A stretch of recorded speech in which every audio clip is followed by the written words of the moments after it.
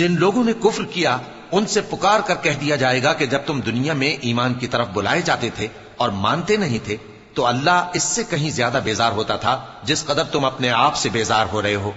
وہ کہیں گے کہ اے ہمارے پروردگار، تو نے ہم کو 2 دفعہ بے جان کیا اور 2 دفعہ جان بخشی، ہم کو اپنے گناہوں کا اقرار ہے، تو کیا نکلنے کی کوئی سبیل ہے؟ یہ اس لیے کہ جب تنہا اللہ کو پکارا جاتا تھا تو تم انکار کر دیتے تھے، اور اگر اس کے ساتھ شریک مقرر کیا جاتا تھا تو مان لیتے تھے۔ سو حکم تو اللہ ہی کا ہے جو بلند و بالا ہے، بڑا ہے۔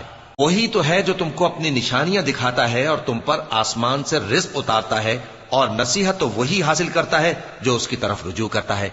تو اللہ کی عبادت کو خالص کر کے اسی کو پکارو، اگرچہ کافر برا ہی مانے۔ وہ مالک درجات عالی اور صاحب عرش ہے، اپنے بندوں میں سے جس کو چاہتا ہے اپنے حکم سے وہی بھیجتا ہے تاکہ ملاقات کے دن سے ڈرائے۔ جس روز وہ نکل پڑیں گے ان کی کوئی چیز اللہ سے مخفی نہ رہے گی۔ سوال ہوگا آج کس کی حکومت ہے؟ جواب ملے گا اللہ کی، جو اکیلا ہے، بڑا زبردست ہے۔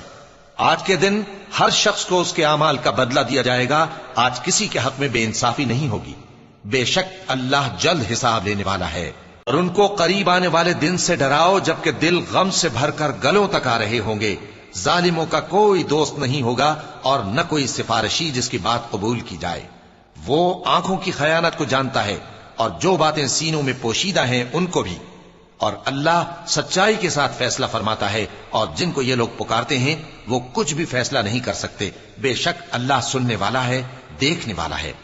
کیا انہوں نے زمین میں سیر نہیں کی تاکہ دیکھ لیتے کہ جو لوگ ان سے پہلے تھے ان کا انجام کیسا ہوا؟